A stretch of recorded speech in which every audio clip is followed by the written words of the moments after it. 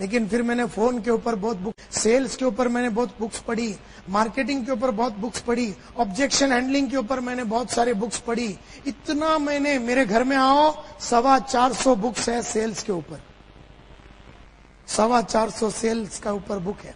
मेरे घर में आओ 1290 वीडियो और ऑडियो कैसेट्स है मेरे घर में, बड़े बड़े गुरु लोग के जिन्होंने सेल्स में माहिरी हासिल की। मेरे घर में आइए और मेरे पास पूरा भंडार है सेल्स का। मैं ये हूं और यहां तक आया अपने ऊपर बहुत एफर्ट डाल के, अपने ऊपर बहुत खर्चा करके, अपना रेगुलर सर्विस करके। जैसे हम गाड़ी का सर्विस करते हैं ना, गाड़ी का सर्विस करते हैं, मोटरसाइकिल की सर्विस करते हैं, हर 2000 किलोमीटर में हम सर्विस करते हैं, कार का सर्विस करते हैं 5000 किलोमीटर में। क्यों सर्विस करते हैं? क्यों हम सर्विस करते हैं गाड़ी का? ताकि वो अच्छा चले, एन वक्त पे ब्रेक डाउन नहीं होवे, उसका प्रोडक्टिविटी या उसका एवरेज बढ़े। हम लोग जिस गाड़ी पे चढ़ के चलाते हैं हम उसका सर्विस करते हैं, लेकिन खुद का नहीं करते जो चढ़ के बैठा है। हम लोग किताबें पढ़ना यानी सर्विस करना, ऑडियो वीडियो सुनना यानी सर्विस करना, ट्रेनिंग प्रोग्राम अटेंड करना या सर्विस करना। अभी आपको कोई पेट्रोल पंप में बेच के खोल के सर्विस तो नहीं कर सकते ना, मतलब जिधर भी खड्डे हैं आपके उसमें ग्रीस वगैरह डाल के।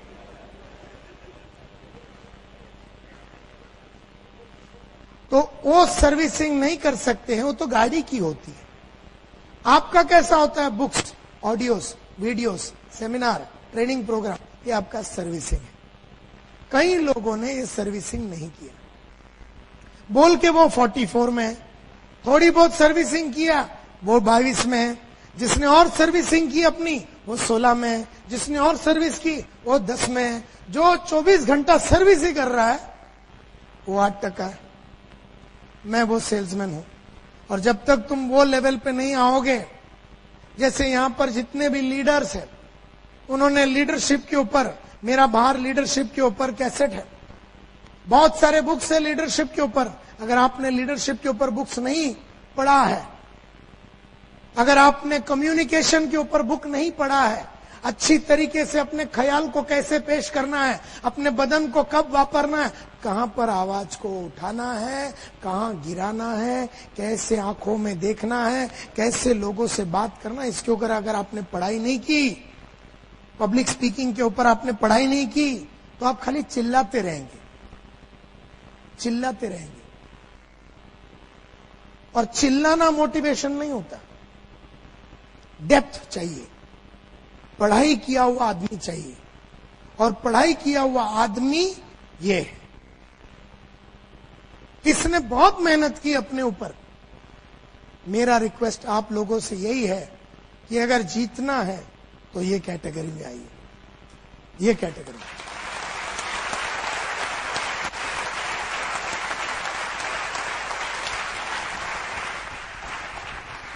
इस कैटेगरी में तो जीत कभी होती ही नहीं, इस कैटेगरी में कभी कभी होती है, इस कैटेगरी में थोड़ी और ज्यादा टाइम जीत होती है, इस कैटेगरी में थोड़ा और इस कैटेगरी में रोज जीतना होता है, रोज जीतना।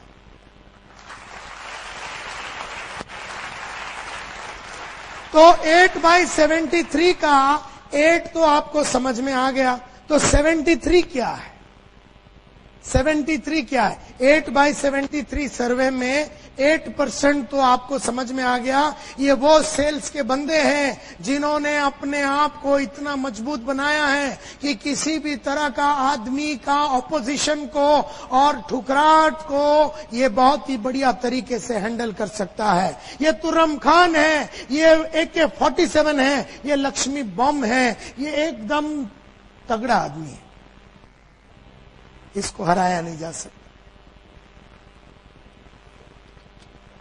हर दिन बेचता है, हर दिन 1-2 जन को अंदर कर देता। वो जो 44 वाला ना, महीने भर में 2 को अंदर करता, मर के होगी। ये रोज आदमी को अंदर करता, रोज आदमी को जुड़वाता है। कैपेसिटी है किसी को भी मिल सकता है, बिंदास है और कोई घबराहट नहीं है इसकी। लेकिन ये ऐसे अपने आप को बना के लिया, ये मां के कोख में बन के आया हुआ आइटम नहीं है, ये बना के लिया है। इसने मार मार के अपने आप को सर्विस करके बना के लिया। तो 8/73 का 8 तो ये है, तो 73 क्या है? 73 क्या है? 73 क्या है? कोई बता सकता है? बोलिए, गेसवर्क कीजिए, 73 क्या होगा? 8/73 में 8 तो ये हो गया, 73 क्या है? हाँ जी, 73 सेल आउट ऑफ 100। अच्छा, ओके, ये 73 क्या है? 73 फेलियर्स। 73 क्या है? क्या है 73? यस मैडम,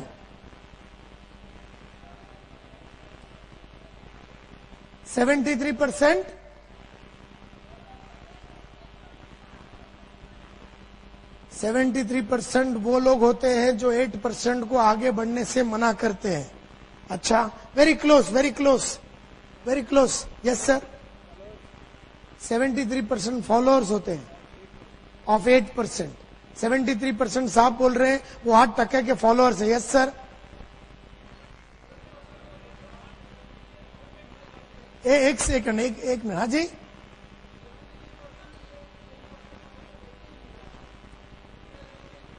%73 वो लोग हैं जो ये 8% को देके इतने इंप्रेस हो जाते हैं कि वैसे ही जुड़ जाते हैं। अच्छा अच्छा, ओके। यहां पर किसी ने कुछ कहा? यस सर,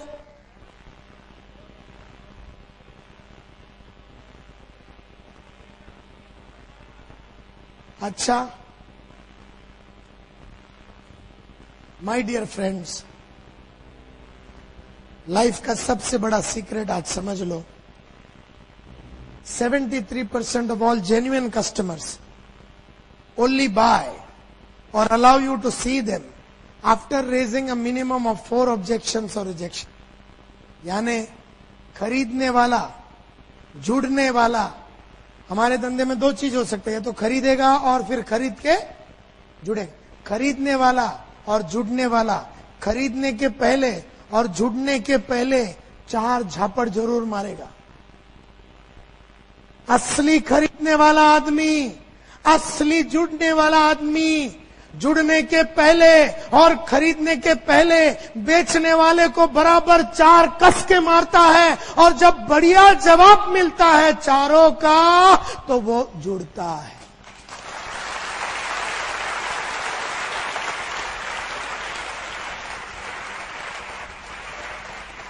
आपने भी अपने जीवन में कभी कोई एक भी वस्तु खरीदी नहीं बिना ऑब्जेक्शन के और बिना रिजेक्शन के।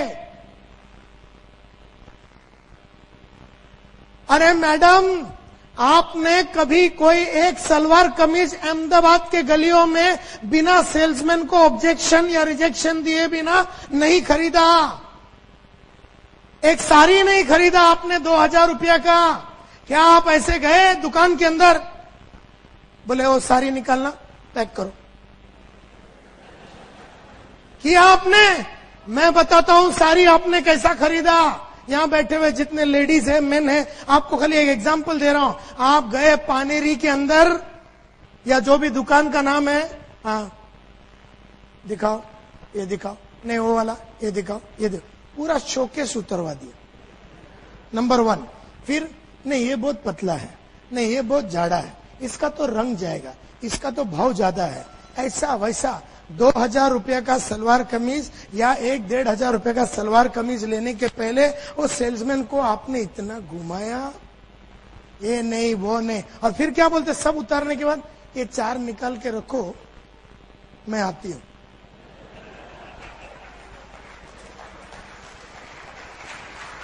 नंबर 1, अरे 2000 तो बहुत ज्यादा बोल दिया। 1 डजन केला खरीदने के पहले आपने वो पंडित तक को छोड़ा नहीं। मैं बताता हूं कितना रुपया इसका, तो वो बोला 20 रुपया। हमारा जो सीजी रोड के वो जो साइड में मार्केट है उसमें यही केला 17 रुपए का मिलता है। वो पंडित बोलता है नहीं मैडम बहुत बाजार गर्म है, ये है वो। अच्छा नहीं ठीक है, देखो बोलो लास्ट में कितने का देगा। वो बोला नहीं मैडम बहुत बाजार टाइट है, 20 में ही दूंगा। देखो हम तो रेगुलर कस्टमर है, मैं रोज आती हूं लेने को। पंडित देखता है साला, बोले इसको तो पहली बार देख रहा हूं। अच्छा कितने में देगा लास्ट। वो बोलता नहीं 20 रुपए में दूंगा। फिर आप बोलते हैं पक्का। वो बोलता पक्का। फिर आप चलने को चालू करते। जब आप चलते हैं ये वो स्पीड नहीं है जो आपका नॉर्मल है, अभी स्लो हो गया। क्यों स्लो हो गया? क्योंकि अभी उम्मीद में है कि पंडित बुलाएगा। हम में से कई बेशरम लोग, पंडित ने नहीं बुलाया तो हम लोग जाएंगे। बुलाया, बोले नहीं बुलाया। अगर बुलाया होता तो कितने में देता?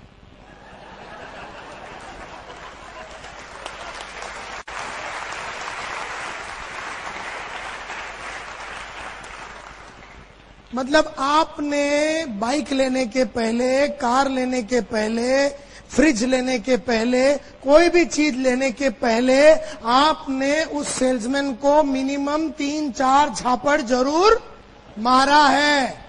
उन सभी सेल्समैनों का आपके ऊपर शाप है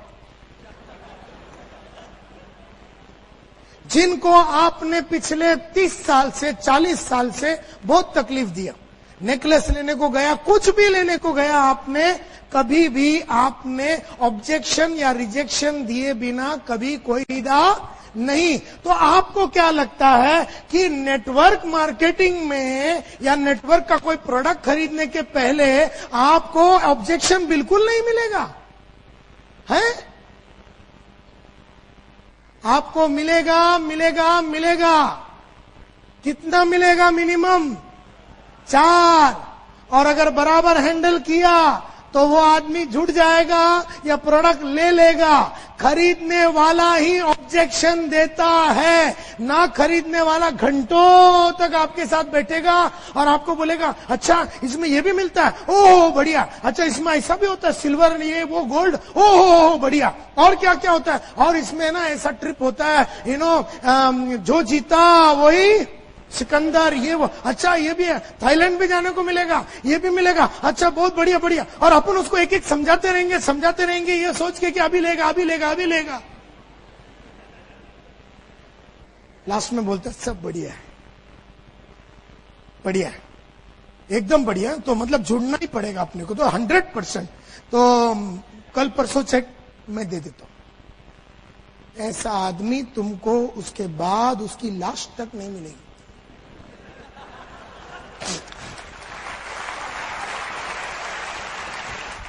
जो तुम्हारा हर बात को मान लिया, हर चीज को मान लिया, हर जुड़ने को एकदम तैयार हो गया, खरीदने को एकदम तैयार हो गया, या तो उसका चेक बाउंस होएगा। अच्छा तुम तो डीडी लेते हो तो सवाल नहीं उठता, अगर चेक लेते हो तो उसका चेक बाउंस होएगा। जो आदमी एकदम फटाफट सब एग्री करता है वो प्रोस्पेक्ट नहीं है बॉस।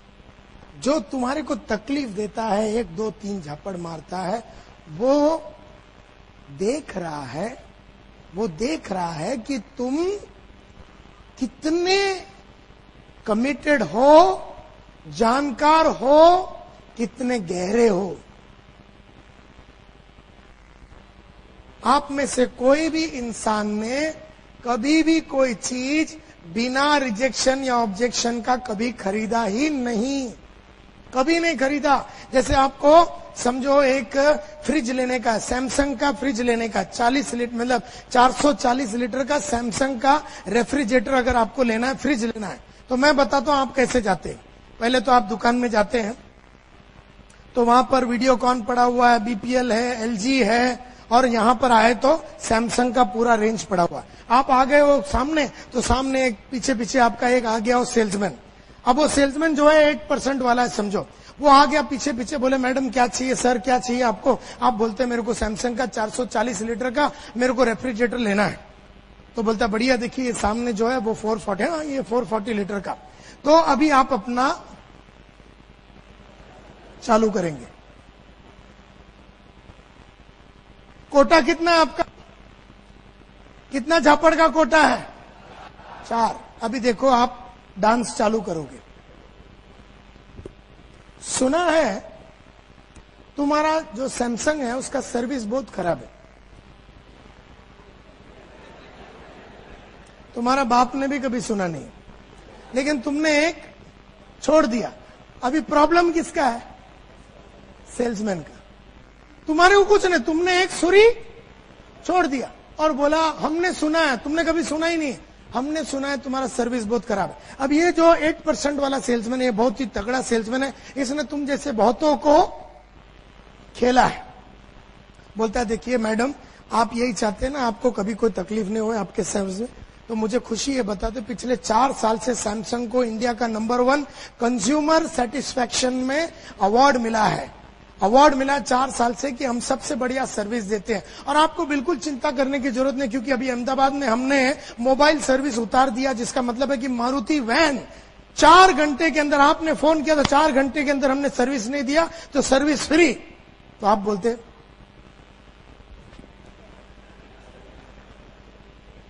क्योंकि अभी आपका कोटा कितना खत्म हो गया?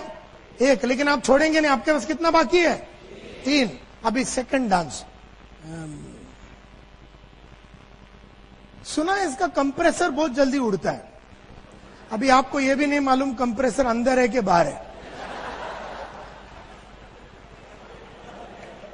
एक प्रॉब्लम किसका है? तो सेल्समैन बोलता है देखिए मैडम, आप यही चाहते हैं कि आपका कंप्रेसर में कोई प्रॉब्लम, तो मुझे खुशी है बताते हुए कि हमारा जो कंप्रेसर है वो किर्लोस्कर कोपलैंड बनाता है। कोपलैंड यानी कि यूनाइटेड स्टेट्स और वर्ल्ड का सबसे बड़ा लीडर है, जिसका कंप्रेसर बनता है 6 सिग्मा क्वालिटी, जो वर्ल्ड का सबसे बड़ा क्वालिटी टेक्निक है, उसको यूज करते हो। तो देयरफॉर आपको कभी कोई टेंशन लेने की जरूरत ही नहीं। और उसमें भी एक और बढ़िया बात मैं आपसे बताना चाहता हूं, क्योंकि इस पीस के साथ हम आपको देने वाले 5 साल का वारंटी। आप बोलते हैं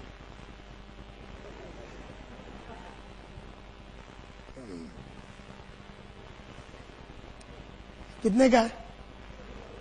कितने का है? तो बोलता है 42,500। 42,500? ये सेम पीस गांधी इलेक्ट्रॉनिक्स में 40,500 का मिलता है।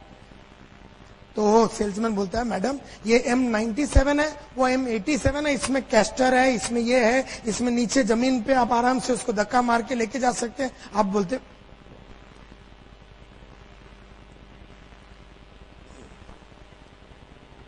अभी आपका कोटा एकदम खत्म सा हो गया, तो अभी क्या बोलने का? तो अभी आप क्या करेंगे?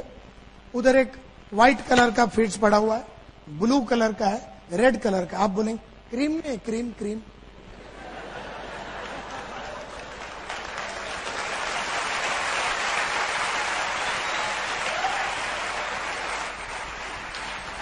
देख रहा है कि क्रीम नहीं है। क्रीम नहीं, क्रीम मतलब वो 4 का कोटा होता है।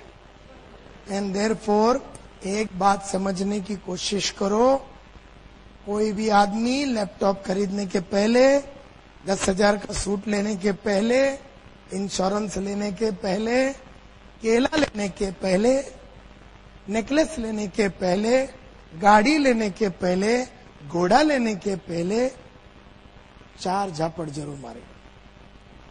एंड देयरफॉर आज के बाद जैसे कोई आदमी झापड़ मारता ना पहला वाला, एकदम एक्साइट हो जाने का। क्यों? उसका कोटा खत्म हो रहा है।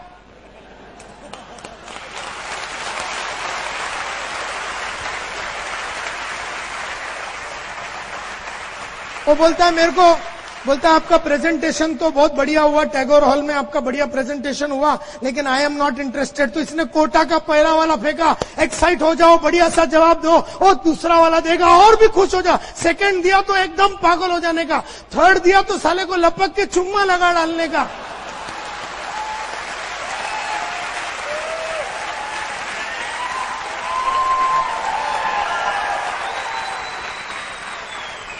क्योंकि अभी उसका कोटे में सिर्फ एक ही बाकी है। चुम्मा जैसी लगाया ना, बोलता किधर साइन करूं बता दो, साला लपड़ा ही नहीं। सो कहने का मतलब ये है माय डियर फ्रेंड्स, बन जाओ वो 8% वाला और बन जाओ वो आदमी। Develop the habit of getting rejected. ये बढ़िया आदत है, एकदम फैंटास्टिक आदत है। जिसने ये आदत डाल दी, रिजेक्ट होने की आदत डाल दी, वो आदमी को कभी लाइफ में कोई प्रॉब्लम नहीं होता। So this is a beautiful habit, एकदम बढ़िया हैबिट है ये। Develop the habit of getting rejected. हम में से कईयों को रिजेक्शन अच्छा नहीं लगता। मेरे को तो रिजेक्शन बहुत अच्छा लगता है, क्योंकि जैसा पहला रिजेक्शन, सेकंड, थर्ड, मेरे को मालूम है चौथे में वो आएगा। तो मेरे को तो रिजेक्शन देने वाले तो मेरे को तो उससे में बहुत प्यार है। जो रिजेक्शन नहीं देता ना, जो सब मेरी बात मान लेता है, मेरे को जरा उस पर डाउट रहता है। वो खरीदेगा नहीं, वो खाली एम पण एम चाहिए, थाईलैंड पण, बैंकॉक एम सिल्वर पण, गोल्ड, ओ वेरी नाइस, एम करवानो एंड लिस्ट बनो, ओ वेरी गुड। मारो तो जुड़वानो જ છે। इसका बाप भी जुड़ेगा नहीं साला कभी।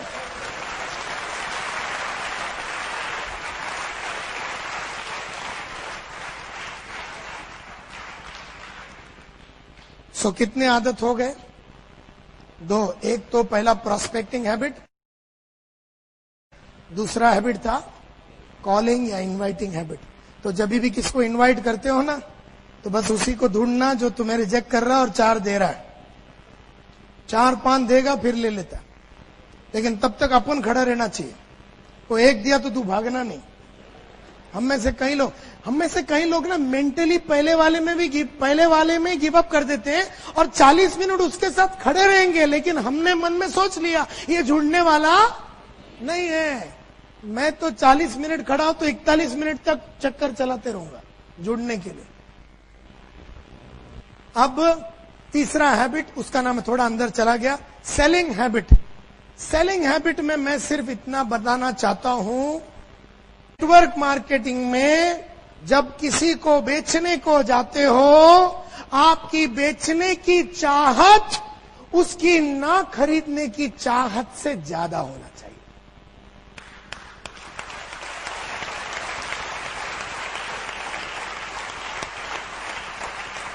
आपकी बेचने की चाहत उसकी ना खरीदने की चाहत से ज्यादा होना चाहिए। क्योंकि जब आप बेचने को जाओगे तो आपको वो बहुत सारे रीजन देगा कि अभी क्यों नहीं जुड़ेगा, अभी क्यों नहीं खरीदेगा। आप अगर वो 5 रीजन देता है तो आप उसको 6 रीजन दीजिए कि क्यों जुड़ना है और क्यों अभी खरीदना है। तो आपकी बेचने की चाहत उसकी ना खरीदने की चाहत से ज्यादा होना चाहिए। अगर आपने ये आदत नहीं डाली जानबूझ के, अगर ये आदत नहीं डाली, कौन सी आदत?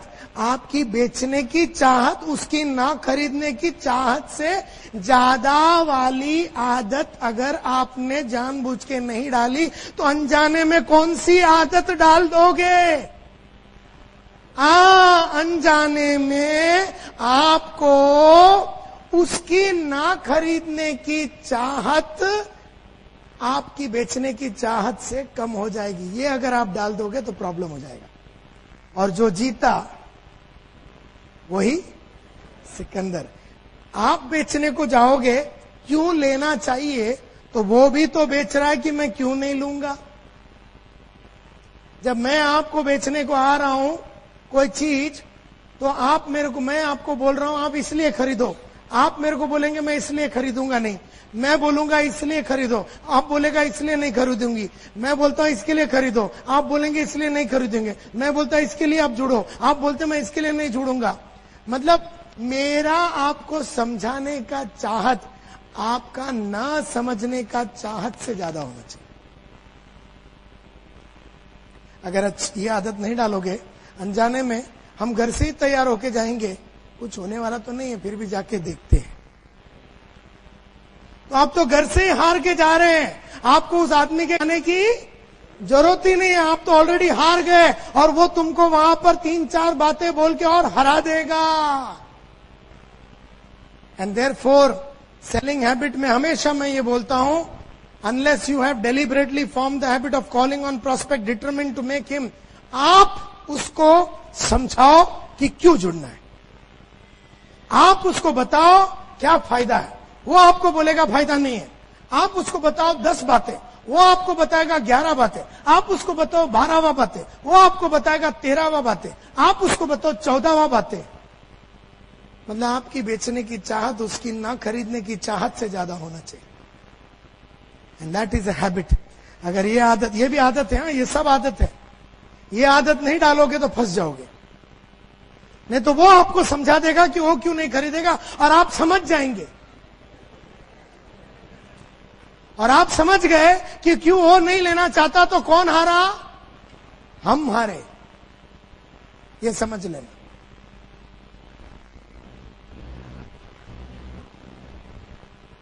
और वर्किंग हैबिट्स, वर्किंग हैबिट्स का मतलब यह है, इसमें ज्यादा टेंशन नहीं लेने का। वर्किंग हैबिट का मतलब है, अगर पहली 3 हैबिट्स को अच्छी तरीके से पाल लोगे, अगर पहली 3 हैबिट्स को अच्छी तरीके से पाल लोगे, अगर पहली 3 हैबिट्स कौन से habit? Prospecting habit, calling habit, selling habit, इसको बराबर पाल लोगे ना, तो ये चौथे वाले का टेंशन लेने का जरूरत ही नहीं है। क्योंकि ये क्या है, ये वाला, ये बस this is nothing but study, preparation, planning.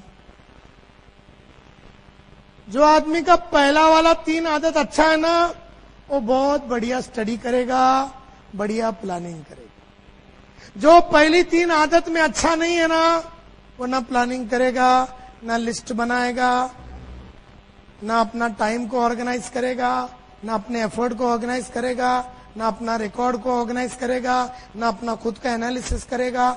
ये जो चौथा हैबिट है ना, ये आपको टेंशन लेने की जरूरत ही नहीं। पहला 3 हैबिट आ गया ना, ये ऑटोमेटिक जुड़ जाता है आपके साथ। जब आपका प्रोस्पेक्टिंग हैबिट्स एकदम मजबूत है, जब आपका कॉलिंग हैबिट्स एकदम मजबूत है, प्रोस्पेक्टिंग की वजह से आपका लिस्ट बढ़िया है, कॉलिंग की वजह से रोज आप आदमी को लेके आ रहे हैं, सेलिंग की वजह रोज आप आदमी को जुड़ा रहे हैं, और रोज जुड़ा रहे हैं, रोज बेच रहे हैं, मस्ती में धंधा हो रहा है, तो क्या आप प्लानिंग करोगे या नहीं? क्या आप अपना टाइम को बराबर वापरोगे कि नहीं? क्या आप पढ़ाई लिखाई करोगे कि नहीं?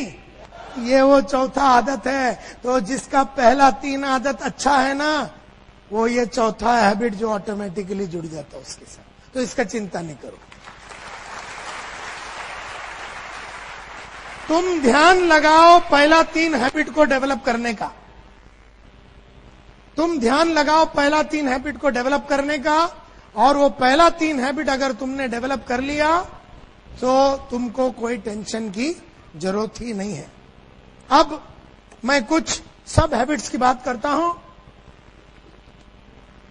जैसे वन ऑफ द रीजंस, जो सक्सेसफुल लोग जो सक्सेसफुल होते हैं, वो इसलिए होते हैं कि वो लोग बहुत जल्दी उठते हैं। अभी यह दिख नहीं रहा आपको, getting up at early in the morning. मैं रोज 5:30 बजे उठता हूं।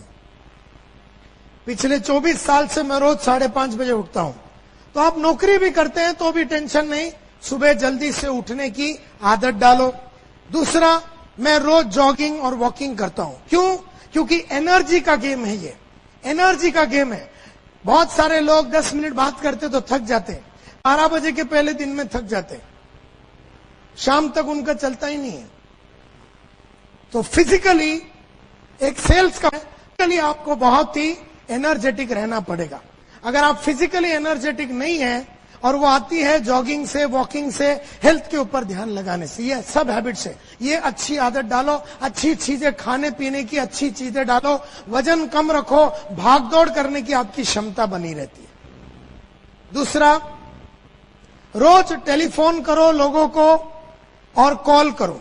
रोज टेलीफोन करो और कॉल करो, ये एक आदत है। ये अगर आदत डाल देंगे, 4 जन को तो मिनिमम मिलना चाहिए। अगर आप फुल टाइमर है तो मिनिमम 4 आदमी को मिलना चाहिए, और अगर आप पार्ट टाइमर है तो 1 to 1 कम से कम 2 आदमी को। बाकी ग्रुप में, सेमिनार में तो आपका संडे जो भी चलता है वो तो चलता ही रहना चाहिए, लेकिन रोज मिलने की, किसी न किसी को मिलने की एक धार बना रहता है। दूसरा, जितना हो सके एक टेरिटरी में काम करो, एक ही एरिया में काम करने का चक्कर चलाओ। मतलब जितने भी आपके बिल्डिंग में आपने किसी को जुड़ाया तो नेबर के पास जाइए, नेक्स्ट वाले के पास जाइए, नेक्स्ट वाले के पास जाइए। एक ही एरिया में ज्यादा से ज्यादा आदमी को जुड़ने का चक्कर चलाया जा सकता है। तीसरा एक कॉन्सेप्ट है जिसका नाम है 3 डोर्स। एक सेल्स के बंदे के लाइफ में 3 दरवाजे होते हैं। मेरे बॉस अनिल कुमार गुप्ता बोलते हैं कि कोई भी सेल्स के आदमी के पास 3 दरवाजे होते हैं। हम लोग सब सेल्स के बंदे हैं, हम लोग नेटवर्क मार्केटिंग के बंदे हैं, यानी कि हम लोग बेचने के बिजनेस में हैं। तो हमारे लाइफ में 3 दरवाजे होते हैं। सबसे पहला दरवाजा आपका घर का दरवाजा, जितना जल्दी हो सके निकल जाओ।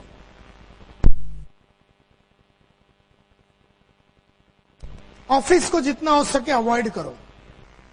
तीसरा दरवाजा आपका कस्टमर का दरवाजा, उधर टेंट लगा के सो जाओ, उधर टेंट लगा के सो जाओ। 3 दरवाजे हैं और मैंने ये तीनों दरवाजे पे जिंदगी बनाया। सबसे पहला दरवाजा आपका घर का दरवाजा, जितना जल्दी हो सके निकल जाओ। क्यों? सब खर्चे वाले आइटम है उधर।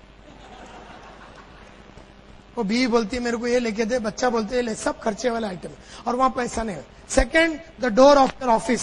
जितना हो सके, मैं ऑफिस में नहीं जाता था क्योंकि वहां पर ज्यादातर ये जो ज्यादा ऑफिस में बैठ के टाइम वेस्ट करते सब दुखी लोग रहते।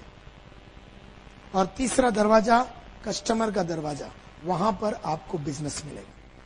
जिधर कस्टमर है उधर सेल्समैन होना चाहिए। ये आपकी एक आदत होनी चाहिए और ये बहुत ही इंपॉर्टेंट आदत है।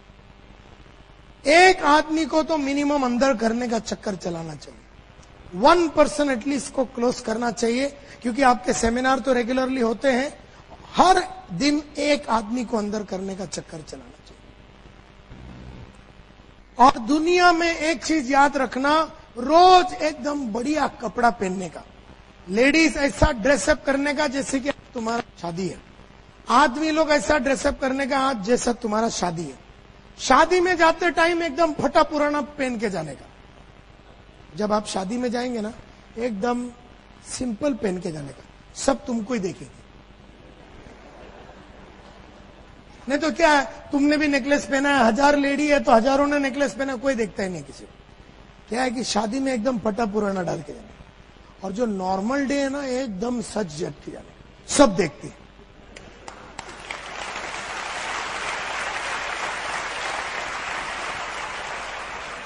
सब देखते, सब तो मेरा ये फॉर्मूला रहा है। जब भी मैं बिजनेस में जाता हूं, I am very well dressed. जब मैं शादी विधि पे जाता हूं, एकदम सिंपल। तो बिजनेस में भी लोग अपने को ही देखते हैं, शादी में भी अपने को ही लोग देखते हैं। ये गेम है। दूसरा, जितना हो सके फैमिली को इन्वॉल्व करो, जितना हो सके फैमिली को इन्वॉल्व करो। हस्बैंड वाइफ, अगर बड़े ग्रोन अप बच्चे, इन्वॉल्व करो, क्योंकि ये बिजनेस में फैमिली का सपोर्ट बहुत ही इंपॉर्टेंट होता है। मैं तो एक और चीज बोलूंगा आपको कि डेलीगेट कर दो। ऐसे हर वो चीज जिसमें पैसा नहीं मिलता ना, तो सब डेलीगेट कर दो, सब डेलीगेट कर दो, दूसरे से कराओ। जैसे मैं ना अपना गाड़ी चलाता हूं, ना मैं ऑफिस में चेकबुक साइन करता हूं, ना कोई चीज खरीदता हूं, ना घर में कोई रिपेयर वर्क है वो। मैं कोई नॉन रेवेन्यू जनरेटिंग काम नहीं करता, नॉन रेवेन्यू जनरेटिंग काम। मैं सिर्फ रेवेन्यू जनरेशन काम करता हूं। यानी मैं आपके सामने खड़ा हूं तो अभी पैसा मिल रहा है। मेरे पहले लोग आ गए, सब सेट हो गया। मेरे 3-4 असिस्टेंट घूम रहे इधर, उन्होंने माइक सेट कर दिया। वो मेरे पहले आए, उन्होंने स्क्रीन सेट किया। मेरा लैपटॉप मेरे से पहला आया, पानी मेरे से पहला आया, माइक मेरे से पहला आया, सब सेट हो गया। मैं ऐसा कोई काम नहीं करता हूं जिसमें रोकड़ा नहीं आता।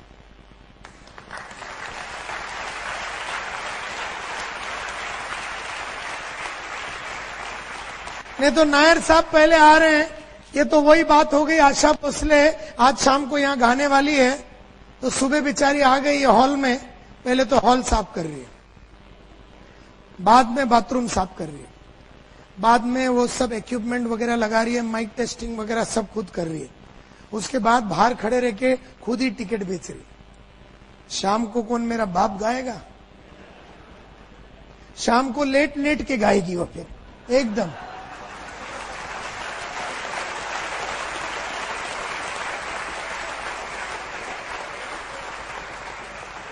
आशा भोसले को पैसा मिलता है गाना गाने के लिए, नायर साहब को पैसा मिलता है गाना गाने के लिए, तुमको पैसा मिलता है गाना गाने के लिए। गाना अच्छा गाओ, दुनिया भर का फालतू चीजें करके थक न जाओ।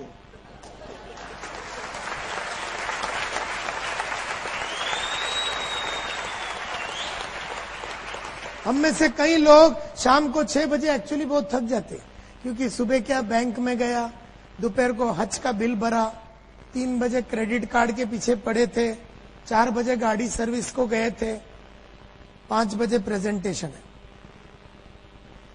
मैकेनिक के मफत देंगे अपन, समझा कि नहीं? और तुम साला गुजराती लोग को कीड़े ज्यादा ही होते।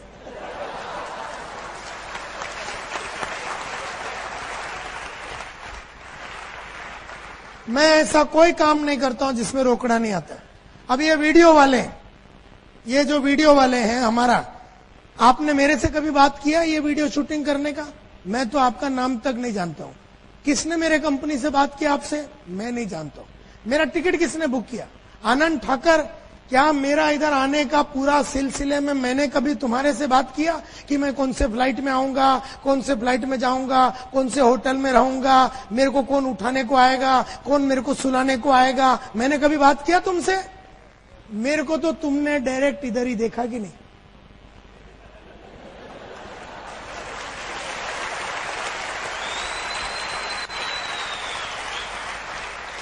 मेरा पेमेंट, मैंने आपसे पेमेंट का बात किया, ये डेट के बारे में मैंने आपसे बात किया? मैं तो खाली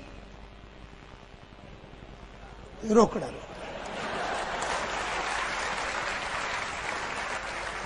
बाकी सबके लिए मैंने आइटम रखे हैं, सबके लिए।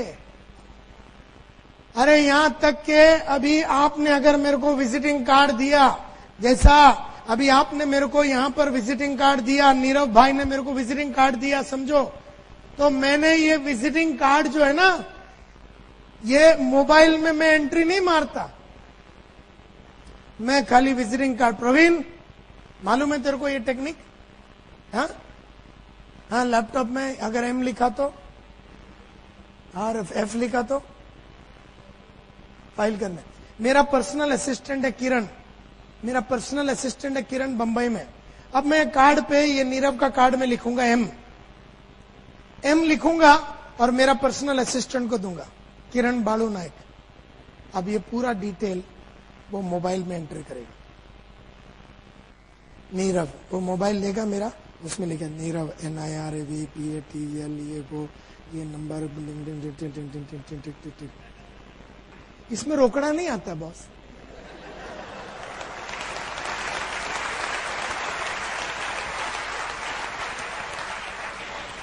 ना मैं डिजिटल में एंट्री मारता हूं, ना मोबाइल में एंट्री मारता हूं, ना गाड़ी सर्विस को लेके जाता हूं, ना घर का पेंटिंग, ना ऑफिस का पेंटिंग, ना कुछ भी नहीं करता मैं। मेरा बस चले तो मैं नंगा होके खड़ा हो जाऊं, कोई मेरे को नहला के देवे तो 2000 उसको भी दूं।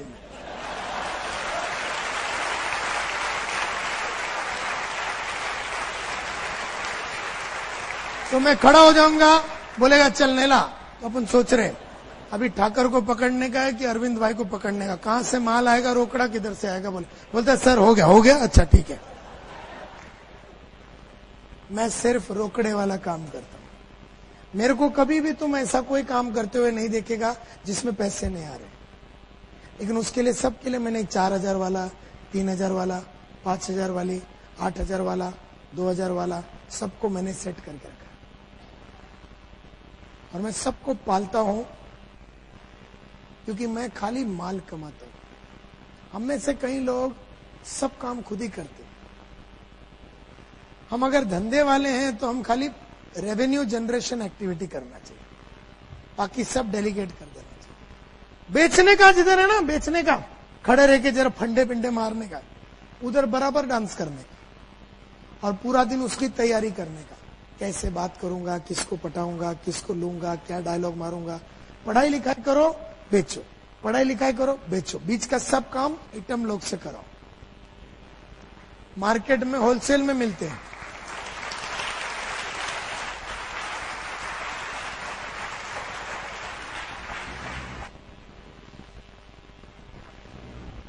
सो मेनी ट्रेनिंग प्रोग्राम्स हुए हैं आपके लाइफ में, बहुत सारे ट्रेनिंग प्रोग्राम हुए, सो मेनी ट्रेनिंग प्रोग्राम्स, बहुत सारे सेमिनार्स हुए, बहुत सारे मोटिवेशनल पेप टॉक हुए।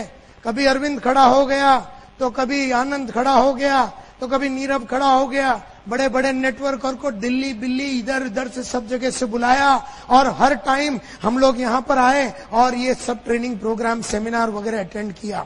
और हर ट्रेनिंग प्रोग्राम के बाद हमने मन में सोचा, साला अभी तो सुधर जाऊंगा, अभी तो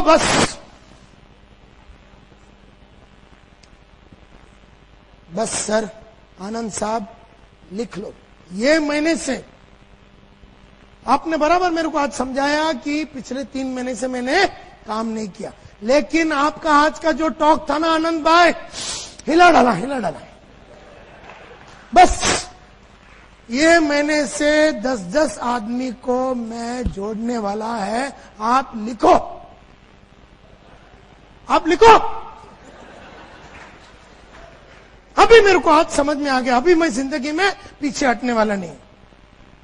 24 घंटे के बाद उसका लास्ट तक अपने को जरना। हर ट्रेनिंग प्रोग्राम में हर आदमी बोलता है कि मैं कुछ करूंगा, मैं कुछ ये करूंगा, मैं ऐसा कर दूंगा, एंड मैं जला दूंगा, हिला दूंगा, ये कर दूंगा, वो कर दूंगा। हर ट्रेनिंग प्रोग्राम के बाद लोग वादे करते हैं। हर प्रोग्राम के बाद अच्छा वादे करते हैं और उनके मन में चाहत भी है इंप्रूव होने का। हर आदमी को चाहत भी है इंप्रूव होने का और वादे भी करते हैं। एंड बहुत सारे रेजोल्यूशंस भी लेते हैं। बस कल से मैं रेगुलरली काम करूंगा। अभी तो आपने मेरे को समझाया ना, तो मैं अभी 6 बजे मैं वो अकाउंटेंट का काम करता हूं, वहां से मैं रोज 9 बजे तक 3 घंटा मैं रोज शाम को काम करूंगा। और बहुत रेजोल्यूशन, बहुत हम प्रण भी लेते हैं कि ये करूंगा, वो करूंगा, लेकिन सो लिटिल अचीवमेंट। वादे करने के बावजूद भी अपने अचीवमेंट्स बहुत कम है। वो क्यों? वो इसलिए क्योंकि वादे करना एक बात है, निभाना अगली बात है। क्या हो गया कि बहुत सारे लोग वादे करते हैं, निभाते नहीं है, वादे करते हैं, निभाते नहीं है, वादे करते हैं, निभाते नहीं, तो वादे करके ना निभाने की आदत पड़ जाती है। बहुत कम लोग हैं जो वादे करके निभा पाते। देयरफॉर वादे मत करो, और अगर करते हो निभाओ। सो मेनी, हर प्रोग्राम के बाद हर आदमी बोलता है सर मैं सुधरूंगा, मैं इंप्रूव होऊंगा, मैं ऐसा करूंगा, मैं ऐसा करूंगा, मैं जला दूंगा, मैं हिला दूंगा, मैं ऐसा कर दूंगा, मैं बस समझ गया सर, अब तो बस अभी आपको कभी बोलने की जरूरत ही नहीं पड़ेगी सर। 2 दिन में फिर लाइन पे आ जाता है। क्योंकि क्या है, अगर आपने आज वादा किया ना कि मैं फील्ड पे जाऊंगा, तो आज सुबह या आज शाम को आपको जाना है, फिर कल सुबह उठ के फिर वादा आने का और कल फिर जाना है, और परसों फिर उठना है और वादा करना है और फिर जाना है, और तरसों फिर उठना है और वादा करना है और फिर जाना है, और उसका अगला दिन फिर वादा करना है और फिर एक्चुअली जाना है। देयरफॉर अगर आपने वादे करके अगर गए नहीं ना बीच में, तो आप सीधा 0 पे आ जाते। And therefore it is said कि बिकॉज एनी रेजोल्यूशन और डिसीजन यू मेक टुडे, आज कोई भी रेजोल्यूशन लोगे, कोई भी डिसीजन लोगे टुडे, कल यही रेजोल्यूशन कि मैं बुक पढ़ूंगा। बुक पढ़ना सिर्फ आज के लिए नहीं है, बुक पढ़ना यानी कि जिंदगी भर पढ़ने की बात करो। मेहनत करूंगा तो खाली आज के लिए नहीं, जिंदगी भर का वादा करना है। ऑडियो वीडियो सुनूंगा नायर साहब, खाली ये महीने में नहीं, मई में, जून में भी सुनना पड़ेगा, जुलाई में भी सुनना पड़ेगा, 2007 में भी सुनना पड़ेगा, 2008 में भी सुनना पड़ेगा, 2009 पे भी सुनना पड़ेगा, 2010 के लिए भी सुनना। मैंने पढ़ने की आदत, रोज 1 घंटा पढ़ने की आदत 1985 में डाली, आज 2007 हो गया, 22.5 साल से रोज पढ़ता हूं। तो खाली वादे 85 में किया था पढ़ने का और 86 में तोड़ दिया, ऐसा नहीं होता। कोई भी चीज अगर आपको करना है तो जीवन भर करना है। कॉल भी आपको रोज करना है। कई लोग क्या हो जाते हैं, थोड़ा गोल्ड हो गया, थोड़ा सिल्वर हो गया, गोल्ड हो गया, थोड़ा डाई, वो मतलब क्या बोलते हैं, पर्ल हो गया, तो फिर बोला अपड़ो तो થઈ ગયો। फिर पैर ऊपर करके बैठा है, बोले लाइन काम करेगा नीचे। वो आदमी का धार चला जाता है, वो आदमी का धार चला जाता है। जिस चीज ने तुम्हें सक्सेसफुल बनाया है उस चीज को तुम्हें रेगुलरली करते ही रहना है। जिस चीज ने तुम्हें सक्सेसफुल बनाया है उस चीज को तुम्हें रेगुलरली ही करना है। तो ये कहा जाता है कि resolution can only be made and kept in the first place if you link it to your purpose. वही आदमी वादे करके निभा सकता है जिसका पर्पस क्लियर है। वादे करके ना निभाने वालों का पर्पस देखो है ही नहीं।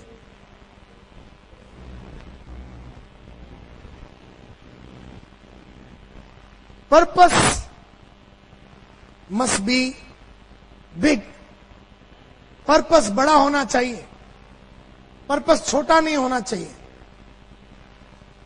पर्पस सेंटिमेंटल होना चाहिए,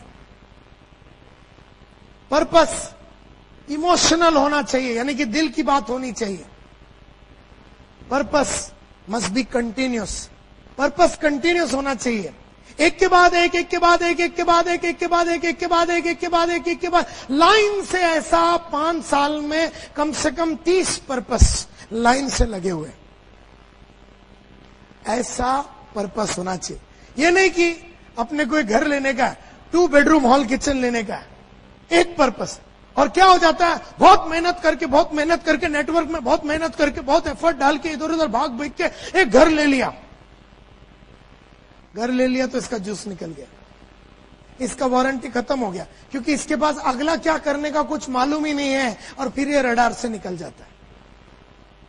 सो पर्पस मस्ट बी कंटिन्यूस। जैसे जब मैं सेल्समैन था तो मैंने बोला मेरा अगला पर्पस है कि मैं बनूंगा ग्रुप लीडर। जब मैं ग्रुप लीडर बना मैंने अगला पर्पस रखा कि मैं सेल्स सुपरवाइजर बनूंगा। तब मैंने अगला पर्पस रखा कि मैं ब्रांच मैनेजर बनूंगा। फिर मैंने अगला पर्पस रखा कि मैं डेप्यूटी डीएसएम बनूंगा। फिर मैंने अगला पर्पस रखा कि मैं डीएसएम बनूंगा। फिर मैंने अगला पर्पस रखा कि मैं आरएसएम में डीएसएम सीनियर डीएसएम बनूंगा। फिर मैं अगला पर्पस रखा कि मैं रीजनल मैनेजर बनूंगा। फिर मैं अगला पर्पस रखा कि मैं डीजीएम बनूंगा, डीजीएम। फिर मैंने अगला पर्पस रखा कि मैं जीएम बनूंगा। फिर अगला पर्पस था मेरा वाइस प्रेसिडेंट बनने का। फिर अगला पर्पस था मेरा डायरेक्टर बनने का। और फिर मैंने बोला कि एक बार 1988-89 की बात है, तब मैंने पर्पस रखा कि मैं मेरी बड़ी बहन का शादी कराऊंगा और इसके लिए मेरे को इतना लाख रुपए का जरूरत है। भागा बहुत सारे एफर्ट डाला और बड़ी बहन का शादी करा। उसके साथ साथ मैंने लाइन से पर्पस लिख के रखा था कि अब मेरे को छोटी बहन का शादी करा। छोटी बहन के लिए इतना पैसा लगेगा, उसके लिए भागा बहुत सारे फायर एक्सटिंग्विशर और बहुत सारे वैक्यूम क्लीनर बेचे और उसका शादी कराया। फिर एक पर्पस रखा कि मैं एक ट्रेनिंग कंपनी चालू करूंगा और ये तारीख को चालू कर। फिर उसको मैंने चालू किया। फिर मैंने बोला कि 1992 में मैं कार लूंगा, फिएट गाड़ी, तो वो पर्पस रखा। बराबर वो पर्पस रखने के बाद मैं उसके पीछे भागा। अगला पर्पस रखा मैंने मारुति 800। 1996 में अगला पर्पस रखा कि मैं मारुति एस्टीम लूंगा 14 सितंबर को। अगला पर्पस रखा कि मैं सोनाटा लूंगा, ये दोनों गाड़ी रखूंगा, ये सोचा। और उसके बाद मैंने बोला मर्सिडीज बेंज लूंगा 29 सितंबर को। अगला पर्पस है कि तीनों गाड़ी को रखना है। और फिर मैंने 1998 में मैं जब अपने फादर के साथ रहता था तो मैंने एक 2 बेडरूम हॉल किचन 26.5 लाख में लिया। जो दिन मैंने वो गाड़ी खरीदा, मतलब घर लिया, मैंने अपनी बीवी को बोला अगला पर्पस क्या है। उसने बोला मेरे को 15 लाख रुपया दे दे और मैं घड़ी बढ़िया साइज को घर को बनाऊंगा। 26.5 लाख का घर लिया और 15 लाख रुपया ऊपर से कमाना था। भागा वो 15 लाख रुपया कमाया, उसका बढ़िया सा रिनोवेशन किया और वो घर के अंदर मैं 8 दिसंबर सन 2000 को घुस गया। जब मेरा वो किया, मेरा अगला पर्पस था कि मैं मेरा बापू का घर खरीदूंगा। बात ऐसा हुआ माय डियर फ्रेंड्स कि सन 2000 में एक दिन मैं घर पहुंचा, तो बोला डैडी ने बुलाया। डैडी मेरा बाजू, हम लोग साथ में रहते थे, फिर हमने वो साथ बड़ा वाला घर लिया, तो डैडी बोला मैं यही बिल्डिंग में रहता हूं। मैं बोला ठीक है कोई बात नहीं, उधर से भी आ सकते हैं इधर से भी आ सकते हैं, दिल करता था इधर रहते तो उधर रहते। मैं बोला कोई प्रॉब्लम। एक दिन मैं घर गया डैडी को मिलने को, बड़ा मूड उनका बड़ा डाउन था। मैं बोला क्या बात है? बोला नहीं कुछ नहीं। मैंने बोलो, बोलते यार घर बेचने का ही है। बोले ये घर जिसमें फादर 40 साल से रह रहे थे और दिल का टुकड़ा था, बढ़िया सा गार्डन था। मैं बोला ये घर क्यों बेचना आपको? बोलता है मैंने लाइफ में कभी ये दोनों बेटियों के लिए कुछ नहीं किया, तेरे लिए तो मैंने कुछ भी नहीं किया, बेटियों के लिए भी कुछ नहीं किया, बड़ी वाली और छोटी वाली। सोचता हूं क्योंकि पिछले 1985 से मैंने पूरा मतलब ठेका लिया घर को चलाने का, और इतना बढ़िया तरीके से जिंदगी फादर मदर सबका जितना उधार बिदार सब चुका बिका के लाइफ को एकदम हसीन और एकदम फास्ट ट्रैक पे डाल दिया। ऐसे में फादर को ऐसा लगा कि मुझे कुछ बेटियों के लिए करना चाहिए। मैंने आपको ये घर बेचना और बेटियों को देना, ऐसा उनको कोई वादा किया है कि आपने? क्योंकि शादी तो मैंने करा था 10-10 साल पहले, तो आपने उनको कोई वादा? बोले नहीं नहीं नहीं, मेरा दिल कर रहा है। बोला अच्छा आपको ये घर बेचने का, पैसे बेटियों को देना है। बोला ठीक है, मेरे को 2 दिन दो। 2 दिन मैंने सोचा और मैं गया। बोला ठीक है आप ये बताओ ये घर कितने में बेचने का? बोलता 10 लाख में। बोला ठीक है ऐसा करते हैं, ये घर मैं ही खरीद लेता हूं, ये घर मैं ही खरीद लेता हूं, मैं आपको 10 लाख देता हूं, आप दोनों बेटी को 5-5 लाख रुपया दे दो। बोलता बढ़िया आइडिया, फिर अगर तू भी मतलब ऐसा करता तो फिर अपन बोलते हैं कि बोलते 10 लाख में नहीं, फिर 7.5 में बेचूंगा और 3 टुकड़े में बांचूंगा, 2.5 तेरा, 2.5 उसका, 2.5 इसका। मेरा ही बाप मेरा ही पैसा मेरे को ही देने का बात कर।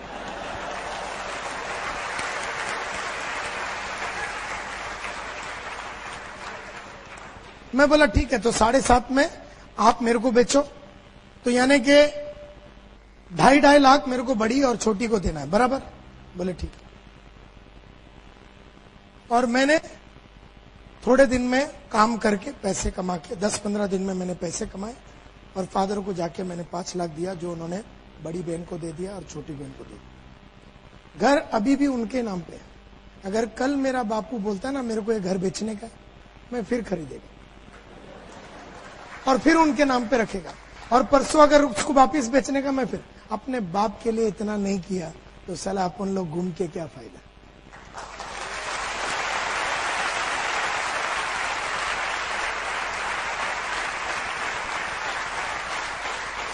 अब इसमें कोई लॉजिक है क्या? इसमें कोई लॉजिक है? अपना ही बाप का घर बार बार खरीदता है, उसको पैसे देते हैं और उसी के नाम पे रखते हैं अपन घर, इसमें कोई लॉजिक है? लेकिन पर्पस में थोड़ी ना कोई लॉजिक होता है। अरे दिल की बात है, दिल की बात है। थोड़े दिन पहले मैं ऐसे टाइम्स ऑफ इंडिया पढ़ रहा था, तो मेरी बीवी बाजू में आ गई, मेरे को बोलती है मेरे को एक हुंडा एसेंट खरीद के देता है क्या? वो तो ऐसी बात करी जैसे अपन चाय पीते हैं ना। मतलब 4 बजे चलेंगे शाम। बोले किधर? बोला गाड़ी खरीदना और क्या।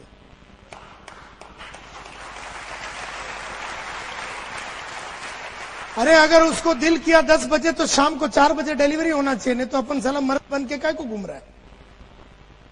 यानी अपने बीवी और बच्चों का सपनों को पूरा करने का ताकत रखना चाहिए। फिर मैंने बोला अभी मैं एक ऑफिस खरीदूंगा, ताबड़तोड़ मैंने एक ऑफिस खरीदा, 26.5 लाख रुपए का। फिर मैंने बोला इसके ऊपर मैं 10 लाख रुपया खर्चा करूंगा और ये तारीख को मैं इनॉग्रेट करूंगा। फिर मैंने अभी मैंने एक ऑफिस का, मैंने बहुत टाइम पहले सोचा था कि ये तारीख को 30 मई के पहले, मैं 30 मई को मैं अपना एक नया ऑफिस खरीदूंगा। काफी दिन पहले ही मैंने वो ऑफिस 60 लाख रुपए में खरीद लिया, अभी रिनोवेशन चालू है। फिर मैंने बोला कि मैं खुद तो वर्ल्ड में पूरा ट्रैवल किया है, लेकिन अभी वर्ल्ड में सबको लेके घूमने, वो सब तारीख तय हो गया है। और उसके बाद मैं जब एक जमाने में मेरा इंश्योरेंस सिर्फ 25,000 1997 में मैंने पर्पस रखा कि 4 करोड़ रुपए के लिए मैं अपने आप को इंश्योर करूंगा, तो आने वाला 4 साल में भागा और वो अभी मेरा 4 करोड़ रुपए का इंश्योरेंस है। फिर मैंने बोला 5 लाख रुपए मुझे दिन में कमाना है एक दिन। फिर मैं भागा, वो पर्पस पूरा किया। फिर मेरे को रिटायरमेंट के दिन 5 करोड़ रुपया कैश में चाहिए, और वो कैश का बंदोबस्त करने के लिए मैं हर महीना 1 लाख रुपया सिस्टमैटिक इन्वेस्टमेंट प्लान में डालता हूं। अगले साल से 2 लाख रुपया डालूंगा, उसके अगले साल से हर महीना 3 लाख, उसके अगले साल से 4 लाख, उसके अगले साल से हर महीने में 5 लाख रुपया मैं डालूंगा। इस तरह से 1.8 करोड़ पूरा कैलकुलेशन किया हुआ है। फिर मैंने रहेजा क्लासिक क्लब में 3 लाख रुपया देके मेंबरशिप लिया, ये मेरा अगला पर्पस था। उसके बाद अभी मेरे को ये नेशनल कंपनी बनाना है, अपनी कंपनी को पूरी इंडिया में सब जगह पे फैलाना है, और फिर उसके बाद इसको इंटरनेशनल कंपनी करना है, ये अगला पर्पस है। उसके बाद मुझे एक फार्म हाउस लेना है, उसके बाद मेरे को स्मार्ट सेल्समैन क्लब बोल के एक सेल्समैन लोग के लिए क्लब चालू करना है। उसके बाद अभी मैंने एक 4 बेडरूम हॉल किचन खरीदा, ये मैंने बाद में लिखा। और उसके बाद इस तरह से पर्पस एक के बाद एक के बाद एक के बाद एक के बाद एक के बाद एक के बाद ऐसा लाइन से। और अगर आप देखेंगे 97 में बहुत कुछ हुआ, 98 में बहुत कुछ हुआ, 99 में बहुत कुछ किया, 2000 में बहुत कुछ, 2001, 2003, हर साल में कुछ ना कुछ बड़ा हो रहा है। एक ऑफिस आ रहा है, घर आ रहा है, कार आ रहा है, ये आ रहा है, वो आ रहा है। रुका नहीं, थका नहीं, ठहरा नहीं, बिल्कुल बैठा ही नहीं। You see my dear friend, the things I give to my father, my mother, जो चीजें मैं अपने माँ बाप को देता, मेरे फादर ने मन में सोचा मैं विदिन 1 आवर डिलीवरी कर देता हूं। 1 आवर, बोले यार मेरे को ये चाहिए।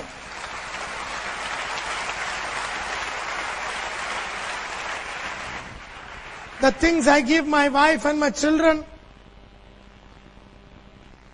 मेरे थोड़े दिन पहले बच्चे ने बोला पप्पा मैंने नैनीताल नहीं देखा। मैंने अगला फोन उठाया, मैंने कृष्णा एडवेंचर्स, प्रयाग जोशी बोल के जो ट्रैवल एजेंट है, मतलब प्रयाग, और मैंने कैलेंडर निकाला, कब, मेरे पास 10 दिन है। मैंने बोला ये 10 दिन चलेंगे? बोले हाँ चलो नैनीताल। बुकिंग हो गया, एयरलाइन बिरलाइन होटल बिटल सब सेट कर। The things that I do to my wife, my children, the things I give my sisters, friends, colleagues. Purpose must be smart and not visionary. Purpose smart होना चाहिए, SMRT, specific, M, measurable, A, attainable, R, realistic, T, time bound। इन्हें मेरे को घर लेना है, 1400 square feet का घर लेना है, CG रोड में लेना है, 14 जनवरी 2008 3 बजे दोपहर को लेना है। क्या ये स्पेसिफिक है? यस और नो? क्या इसको मेजर किया जा सकता है? क्या ये टाइम बाउंड है? हाँ, तो पर्पस वैसा होना चाहिए। पर्पस विजनरी नहीं होना चाहिए। जैसे सर घर लेना है, कब लेगा तू घर? कब लेना है सर? कब लेते हैं सर? जरा सेट हो जावे ना, लेते। कब? 2-3 साल में लेते, 2 या 3 साल से, 3 साल में, 3 साल में कभी लेंगे? हम लेते हैं सर 2009 में ले लेंगे घर। 2009 में कब? दिसंबर, क्योंकि उसके आगे कोई महीना ही नहीं है। दिसंबर में लेंगे। तारीख 31, क्योंकि 41 तो है नहीं तो साला 41 तू पकड़, 41 पकड़ लेता है, क्योंकि 31 है तो बोल के उसको पकड़ा। तो अभी लिख दे, अभी लिख कैसे देंगे सर? सो बहुत जन का ना जो पर्पस है वो खाली विजन में होता है, ख्यालों में होता है, मन में होता है, लिखा हुआ कुछ भी नहीं।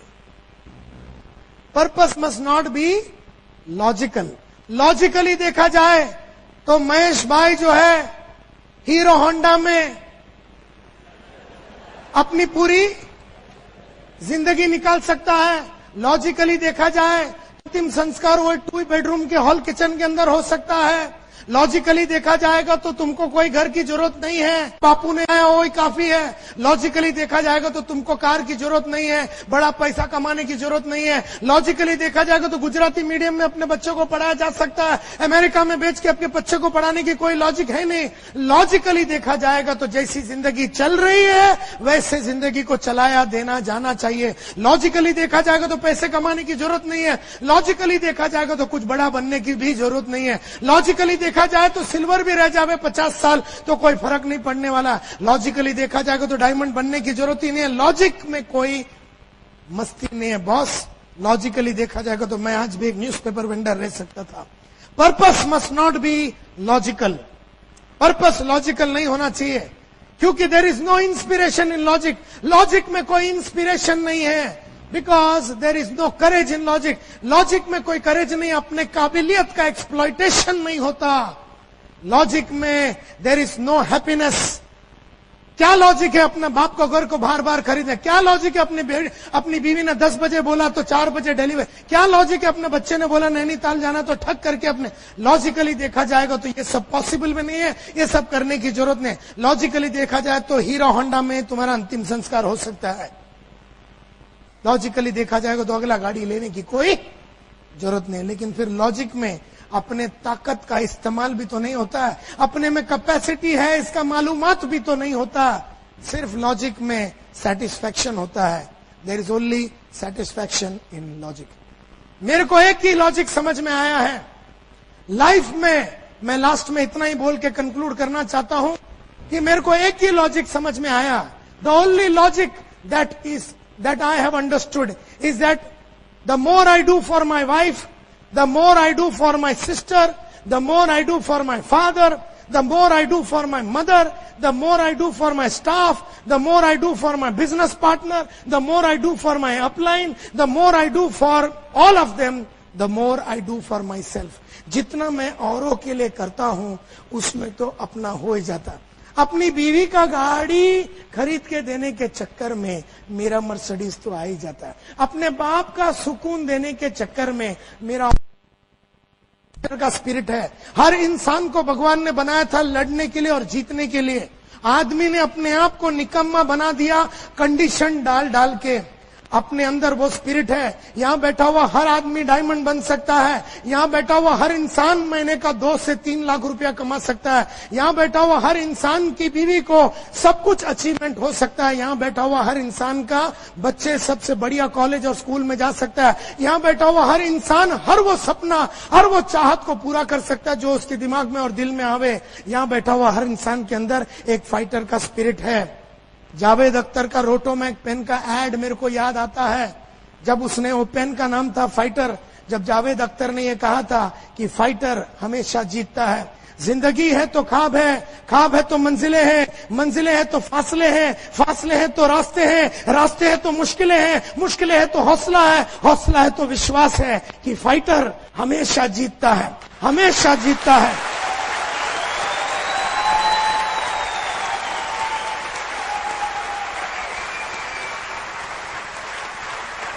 न कभी थकना तुम, न कभी थकना तुम, न कभी रुकना तुम, न कभी ठहरना तुम। कभी नहीं थकना, कभी नहीं रुकना, न फिजिकली, न इमोशनली, न साइकोलॉजिकली, न स्पिरिचुअली, न इमोशनली, कभी थकना नहीं। अपने आप के अंदर इस तरह का जुनून और आग भरो, क्योंकि आग कभी ऊपर के तरफ ही जलती है। कभी आग को देखा है नीचे की तरफ जलते हुए? कुछ भी डालो वो ऊपर ही जाती है। उसमें केरोसिन डालो तो ऊपर जाती है। अपने आप को ऐसा बना दो कि अपना अंदर जितना नॉलेज हो सके भर डालो, जितनी अच्छी काबिलियतें हो वे भर डालो, जितनी अच्छी अच्छी आदतें सब भर डालो। जितनी अच्छी चीजें भरोगे वैसा आप आग में तकते रहोगे। और आग ही आग में जब आदमी तकता है और जब तब के वो बड़ा इंसान बनता है तभी वो एक रोल मॉडल बनता है। उसको देख के दूसरे उसके माफत बनने की चाहत को पैदा करता है। आपको मिलने के बाद लोगों के मन में इस तरह का विश्वास आना है कि मुझे इस इंसान के माफत बनना है और आप लोग सब कर सकते हैं, ऐसा मेरा 100% विश्वास है। Thank you very much.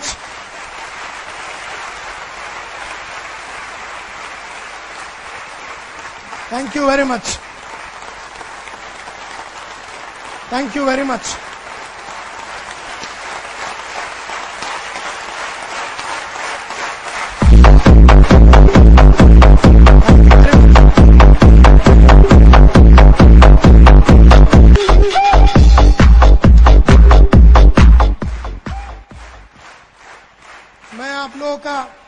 आप लोग इतने लंबे लंबे जगह से, बंबई से, सूरत से, बड़ौदा से, राजकोट से सब आए, इसके लिए मैं तहे दिल से आपका शुक्रिया अदा करना चाहता हूं। खास करके please give a big hand for Anand. Anand, thank you very much. आपने मेरे को यहाँ पर आने का मौका दिया, आपने मेरे को बात करने का मौका दिया। सिंह साहब, थैंक यू वेरी मच। आप लोगों ने विश्वास दिखाया। आप लोग यहाँ पर 4.25 घंटा 4.5 घंटे से एक ही जगह पे बिना इधर से मुंह किए आप लोग यहाँ बैठा और आप लोग यहाँ पर तहे दिल से बैठे, इसके लिए मैं बहुत शुक्रिया अदा करना चाहता हूँ आप लोगों का। All the very best.